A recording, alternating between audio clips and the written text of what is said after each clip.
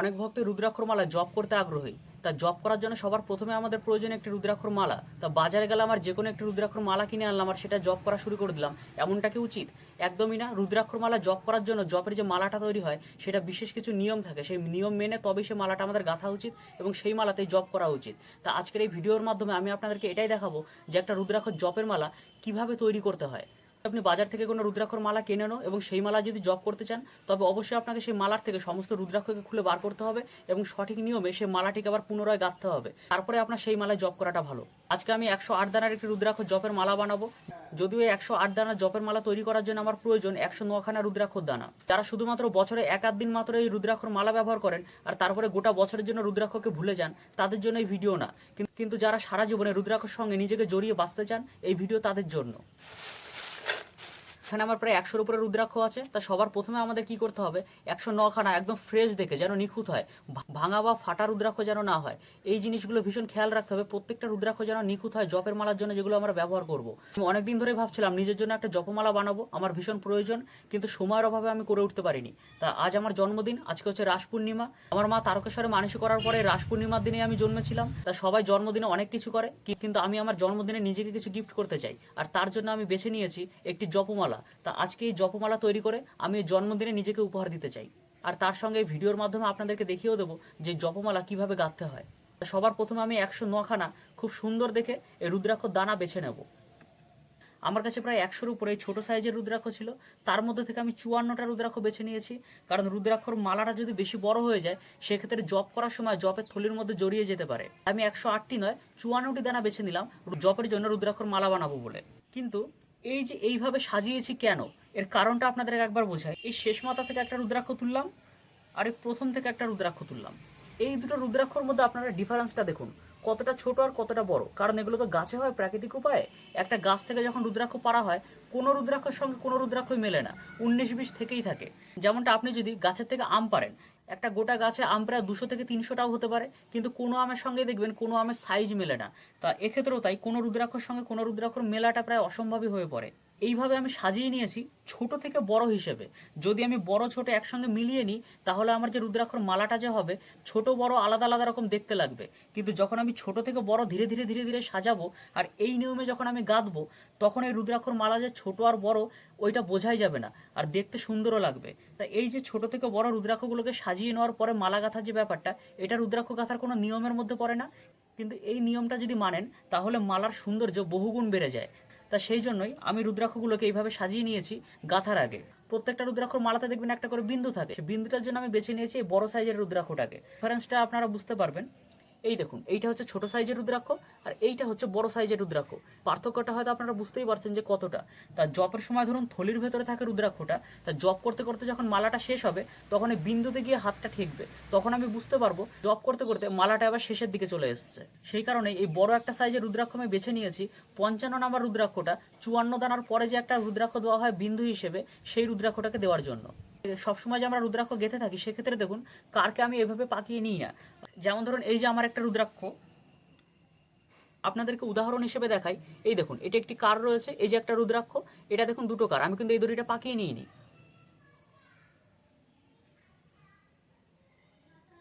তো এই যে রুদ্রাক্ষটা আমি কিন্তু এই দড়িটাকে পাকিয়ে নিইনি গলায় পরার জন্য, কিন্তু যখন আমি জপমালার জন্য এটা ব্যবহার করব সেক্ষেত্রে আমি লাল কাঠটাকে পাকিয়ে নিয়েছি। কারণ সবসময় এটা গোনা হবে, সবসময় হাতে এটা ঘষা খাবে, সেক্ষেত্রে অবশ্যই লাল সুতোটা ভীষণ মজবুত হওয়া চাই। আর সেক্ষেত্রে আমি এই লাল কাঠটাকে পাকিয়ে নিয়েছি, কারণ এই সুতো পাকিয়ে নিলে এর মজবুত বহুগুণ বেড়ে যায়।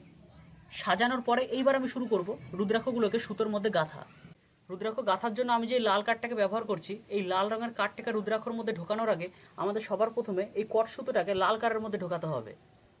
এই দেখুন ঠিক এইভাবে।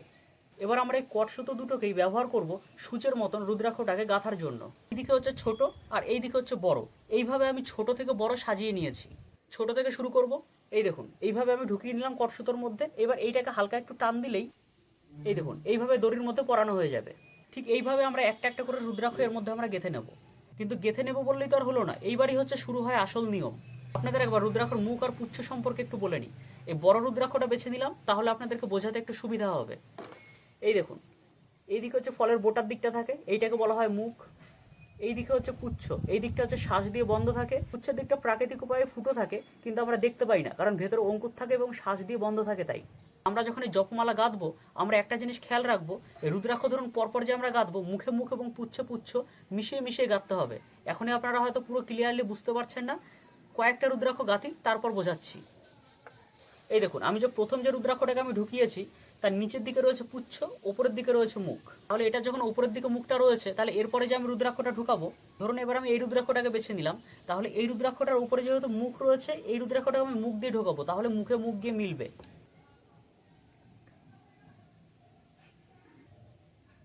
এই দেখুন ঠিক এই রকম কিছু একটা দেখতে পাচ্ছেন, এই যে মুখে মুখ মিলল, আর নিচেও রয়েছে পুচ্ছ, উপরের রুদ্রাক্ষটার উপরেও রয়েছে পুচ্ছ, আর মাঝখানে দেখুন দুটোর মুখের সাথে মুখ মিলল। ঠিক এইভাবে গোটা যে আমরা মালা তৈরি করব পুরো মালাটা এই নিয়মে গাঁথতে হবে। গিটেরও নিয়ম আছে, তা গিট দেওয়াটা আমরা পরে করব। এখন সবার প্রথমে প্রত্যেকটা রুদ্রাক্ষ আমি সুতোর মধ্যে গেঁথে নেব। হচ্ছে 3 নাম্বার রুদ্রাক্ষ, তাই এটার উপরের দিকে রয়েছে পুচ্ছটা, তাহলে আমাদের এই রুদ্রাক্ষটারও পুচ্ছের দিক দিয়ে কটসুতোটাকে এইভাবে ঢুকিয়ে দিলাম। এই দেখুন ঠিক এইভাবে কিছু একটা, তারপরে এই দুটো কটসুতোকে আমরা এইভাবে ধরবো আর হালকা করে জাস্ট টান দেবো, দেখুন সুতোর মধ্যে পরানো হয়ে গেছে। এখানে দেখুন দুটো লাইন রয়েছে রুদ্রাক্ষর, প্রথম লাইনটা এইভাবে আমরা কমপ্লিট করব, তারপরে দ্বিতীয় লাইনটা এইখান থেকে আমরা আবার এইভাবে আসব। তারপরে বুঝতে পারবেন যে রুদ্রাক্ষ আমি এইভাবে সাজিয়েছি কেন, মালার সৌন্দর্যটা দেখার পরে তারপর আপনারা বুঝতে পারবেন। এই দেখুন 4টে ঢোকালাম, দেখুন আপনারা হয়তো বুঝতে পারছেন, দেখাচ্ছি আপনাদেরকে। এই দেখুন এই দিকে হচ্ছে পুচ্ছের দিকটা, এইখানে হচ্ছে মুখ, এই রুদ্রাক্ষটা মুখের দিক দিয়ে ঢুকিয়েছি, মুখের সাথে মুখ মিলল। আবার এই রুদ্রাক্ষর এই দিকে রয়েছে তাহলে পুচ্ছ, এই রুদ্রাক্ষটা দেখুন পুচ্ছ দিয়ে ঢুকিয়েছি, তাহলে পুচ্ছের সাথে পুচ্ছে মিলল। এইটার আবার মুখের সাথে মুখ মিলেছে, ঠিক এইরকম মুখের সাথে মুখ এবং পুচ্ছের সাথে পুচ্ছ আপনারা মিলিয়ে মিলিয়ে রুদ্রাক্ষগুলোকে গাঁথবেন। এরকম ধরনের কাজকর্ম করতে বসার আগে অবশ্যই আপনারা স্নান করে নেবেন এবং পরিষ্কার জামাকাপড় পরে তারপরে এই ধরনের কাজ করতে বসবেন। এই থালার মধ্যে রুদ্রাক্ষগুলো দুটো আমি লাইনের মধ্যে সাজিয়েছিলাম, ছোট থেকে বড়র মধ্যে। একটা লাইন দেখতেই পাচ্ছেন কমপ্লিট হয়ে গেছে, এই যে এইভাবে আমি গেঁথে নিয়েছি। এখন আর একটা লাইন আমি গেঁথে নেব, তারপরে আপনাদেরকে গিট দেওয়ার পদ্ধতিটা বলবো। বাছাই করা 54টা রুদ্রাক্ষ আমি লাল রঙের সুতোর মধ্যে পরিয়ে নিয়েছি ঠিক এইভাবে। এখন আমাদের প্রয়োজন শুধুমাত্র একটা করে গিট, আর এই রুদ্রাক্ষটাকে আমি রেখে দিয়েছি, এই রুদ্রাক্ষটা এখন আমি গাচ্ছি না। এই রুদ্রাক্ষগুলোকে গিট দেবো এবং সবার লাস্টে একটি মাত্র যে রুদ্রাক্ষ দিতে হয় সেইটার জন্য আমি এই রুদ্রাক্ষটাকে বেছে রেখেছি। নেপালের দানার এই ছোটো রুদ্রাক্ষ মাত্র 54টা দানাতেই দেখুন মালাটা কতটা বড় হয়ে গেছে, আর এই কারণে আমি বেছে নিয়েছি মাত্র 54টা দানা, 108টা নয়। মাত্র 54টা দানাতে যদি রুদ্রাক্ষর মালা এত বড় হয়, তাহলে জপ থলির ভেতরে 108 দানা রুদ্রাক্ষর মালা দিয়ে যদি জপ করি সেক্ষেত্রে জড়িয়ে যাওয়ার সম্ভাবনা আছে, এটা খুব স্বাভাবিক ব্যাপার। আর সেই কারণে আমি 54টা দানাই বেছে নিলাম। এবার আমি প্রত্যেকটা রুদ্রাক্ষকে এই সুতোর মধ্যে দিয়ে টেনে টেনে এই দড়ির শেষ প্রান্তে নিয়ে যাব এবং একটি করে গিট দেবো। তবে আপনারা যখন এরকম মালা গাঁথতে বসবেন তবে সেক্ষেত্রে অবশ্যই রুদ্রাক্ষ পরপর সাজিয়ে দেখবেন যে রুদ্রাক্ষর মালাটা কতটা বড় হতে পারে। আপনি যত বড় রুদ্রাক্ষর মালা চাইছেন অন্তত তার 3 থেকে 4 গুণ বেশি সুতো নেবেন এই রুদ্রাক্ষর মালাটা গাঁথার জন্য, কারণ আপনি যখন প্রত্যেকটা রুদ্রাক্ষর মাঝে একটি করে গিট দেবেন গিটে অনেকটা করে সুতো লাগে। আমি এই রুদ্রাক্ষটাকে দড়ির একদম শেষ প্রান্তে নিয়ে এসেছি, এবার এইখানটা আমি একটা করে গিট দিয়ে শুরু করব। কিন্তু গিট দেবো বললেই হলো না, নমঃ শিবায় বলতে হবে এবং একটি করে গিট দিতে হবে।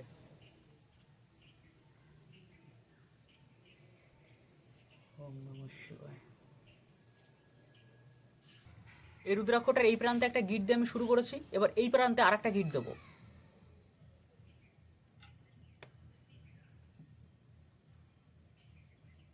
ওম নমঃ শিবায়। আর গিটের সঙ্গে সঙ্গে ওম নমঃ শিবায় বলতে হবে। এই দেখুন মাঝখানে একটা গিট পড়েছে, এই দেখুন দেখতে পাচ্ছেন দুটো রুদ্রাক্ষর মাঝখানে একটা গিট রয়েছে। ঠিক এই রকম ভাবেই আপনারা প্রত্যেকটা রুদ্রাক্ষর মাঝখানে একটি করে গিট দেবেন।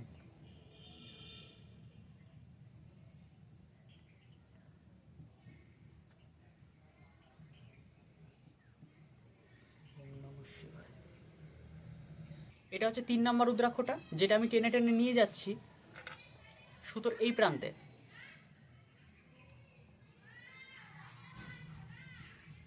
ওম নমঃ শিবায় উচ্চারণ করে আবারও একটা গিট। ওম নমঃ শিবায়।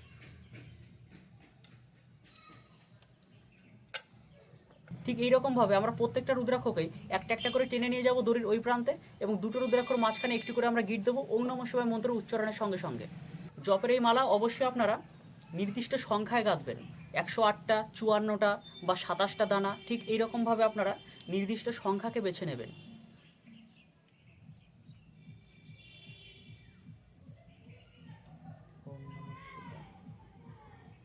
পাঁচমুখের এই রুদ্রাক্ষগুলো আমি 10 টাকা করে পিস নিই, কিন্তু কেউ যদি জপমালা বানানোর জন্য 100-র উপরে রুদ্রাক্ষ নেয় তা সেক্ষেত্রে 6 টাকা করে পিস নিই। তবে অবশ্যই সেটা আমি নিজে গেঁথে দিই না। কেউ যদি 2-4টে রুদ্রাক্ষ নেয় সেক্ষেত্রে গেঁথে দেওয়ার জন্য আমি কখনোই পয়সা নিই না। কিন্তু এই রুদ্রাক্ষর জপমালা গাঁথার ক্ষেত্রে প্রচুর নিয়ম মানতে হয় এবং প্রচুর সময়ও লাগে, অন্তত প্রায় 5 থেকে 6 ঘন্টাও টাইম লাগে। আর এই কারণে রুদ্রাক্ষর জপমালা গেঁথে দেওয়ার দায়িত্ব আমি নিই না। এই ভিডিওর মাধ্যমে আপনারা অবশ্যই বুঝতে পারছেন যে জপমালা কিভাবে গাঁথতে হবে। তা কেউ যদি নিজে হাতে জপমালা গেঁথে নিতে চান সেক্ষেত্রে 6 টাকা করে পিস পড়বে। আপনারা 100-র উপরে রুদ্রাক্ষ নিন এবং নিজে হাতে গেঁথে নিন। আর যদি মনে করেন যে আমি গেঁথে দেবো সেক্ষেত্রে আমি সম্পূর্ণ নিয়ম মেনে গাঁথবো এবং সম্পূর্ণ আমি শোধনও করে দেবো। তা আপনাদের মধ্যে যদি কারো জপ করার শখ থাকে কিংবা জপমালার প্রয়োজন হয়ে থাকে, যদি মনে করেন যে আমি গেঁথে দেবো এবং শোধন করে দেবো, সেক্ষেত্রে আপনারা আমার সঙ্গে যোগাযোগ করতে পারেন। আর যদি মনে করেন যে এই ছোটো দানা রুদ্রাক্ষ নিয়ে নিজে জপমালা গেঁথে নেবেন, সেক্ষেত্রে আমি যেভাবে রুদ্রাক্ষর এই জপমালাটা গাঁথছি ঠিক একই নিয়মে নিজেরাও এই রুদ্রাক্ষর মালাটা গেঁথে নিতে পারেন। সবে এই কটা মাত্র দানা গাঁথা হয়েছে, এখনও এতগুলো রয়েছে। তা সবগুলো আমি আগে গেঁথে নেব, তারপরে আপনাদেরকে দেখাবো এই মালাটার সৌন্দর্যটা। জপমালা তৈরি করার জন্য 54টা রুদ্রাক্ষর দান আমি সুতোর মধ্যে পরিয়ে নিয়েছি। এই দেখুন এইরকম কিছু একটা দাঁড়ালো। আপনারা এই জপমালার সৌন্দর্যটা একবার বুঝতে পারছেন? এইদিকে দেখুন বড় দানা রয়েছে, এইদিকে হচ্ছে ধীরে ধীরে ছোট দানা রয়েছে। এই যে আমি সাজিয়ে নিয়েছি যে রুদ্রাক্ষর এই মালাটা দেখুন, এই যে এইবার হয়তো আপনারা বুঝতে পারছেন যে সৌন্দর্যটা কি। প্রত্যেকটা রুদ্রাক্ষর দানা হচ্ছে কালো রঙের আর সর্ষের তেল মাখানো হয়েছিল, আর সেগুলো এখন পুরো টেনে নিয়েছে।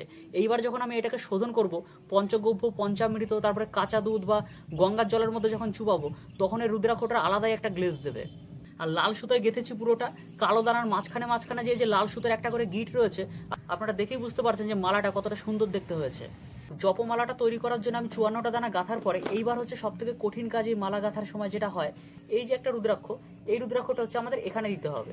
কিন্তু এইখানে যে দেবো, এই দুটো সুতোকে আমাদের এই রুদ্রাক্ষটার ভেতর দিয়ে পরাতে হবে। এবার আমরা সবার প্রথমে মালার শেষে এই রুদ্রাক্ষটাকে দেওয়ার জন্য দেখে নেব এই রুদ্রাক্ষর শেষে কোনটা গেছে, মুখ নাকি পুচ্ছ। এই দেখুন এই রুদ্রাক্ষর শেষে রয়েছে পুচ্ছ, আর এই যে লাস্ট রুদ্রাক্ষ এইদিকে শেষেও রয়েছে পুচ্ছ। তাহলে এই যে দুটো পুচ্ছ রয়েছে, এই রুদ্রাক্ষর শেষেও দেখুন পুচ্ছ রয়েছে। এই পুচ্ছটাকে আমরা এইভাবে দেবো, কারণ তাহলে এই পুচ্ছের সঙ্গে পুচ্ছটা মিলবে। তাহলে সবার প্রথম কাজ কি, এই কট সুতোটাকে এই রুদ্রাক্ষর একদম পুচ্ছ দিয়ে ঢুকিয়ে দেওয়া। ঠিক এইভাবে আমরা পুচ্ছ দিয়ে কট সুতোটাকে ঢুকিয়ে দিলাম। আর এই পাশে রয়েছে আর একটা সুতো, আর এই সুতোর মধ্যে আমি পরিয়ে নিয়েছি এই যে তামার তারকে। এটাও আমি পুচ্ছ দিয়ে ঢুকিয়ে দেবো। এই যে হচ্ছে কট সুতো, আর এই যে হচ্ছে তামার তার। এইবার সব থেকে মোটা যে সুতোটা থাকবে আমরা সেইটাকে সবার প্রথমে ঢোকাবো। সবার প্রথমে রয়েছে যে তামার তারের যে সুতোটা, সেইটা।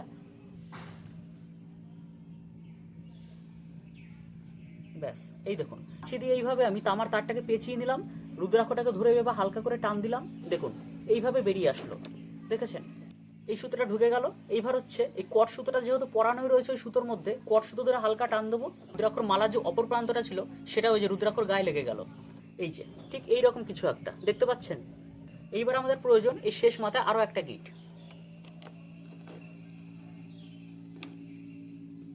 এই দেখুন আমাদের গিট দেওয়া কমপ্লিট হয়ে গেছে। এই যে বাকি সুতোটা যে ঝুলছে এইটুকুর আমাদের এখন আর কোনো প্রয়োজন নেই। এবার এখান থেকে বাকি সুতোটা আমরা কেটে দেবো। মালার এবার সৌন্দর্যটা দেখুন। এই যে হচ্ছে ছোট ছোট রুদ্রাক্ষ দিয়ে পুরো তৈরি করা মালাটা, আর এই যে হচ্ছে লাস্টের রুদ্রাক্ষটা যেটা আমি একটা বড় রুদ্রাক্ষ দিয়েছি, যাতে জব করতে করতে এই লাস্টে যখন আমার হাত আসবে তখন আমি বুঝতে পারবো যে বড় দানাটা হাতে বাঁধলো, আমার জবটা কমপ্লিট। তো যেহেতু আমি 54 দানার করেছি, এটা আমার 2 মালা জব করতে হবে, তবে আমার 108 বার জব করা কমপ্লিট হবে। নিজের জন্মদিনে নিজেকে উপহার দেবো বলে ওই জন্য হয়তো ভগবান এত সুন্দর করে আরও আমাকে দিয়ে গাঁথালো এই মালাটাকে। যদিও রুদ্রাক্ষ তো ভগবানের আশীর্বাদ ছাড়া পাওয়া যায় না, ওনার আশীর্বাদ আছে বলে উনি আমায় এই রুদ্রাক্ষটা দিয়েছেন।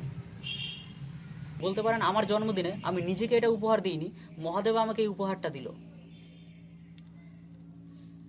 আমার বহুদিনের ইচ্ছে ছিল এরকম একটা জপমালা বানানোর, কিন্তু মালাটা গাঁথার পরে এটা যে এত সুন্দর হবে আমি নিজেও বুঝতে পারিনি।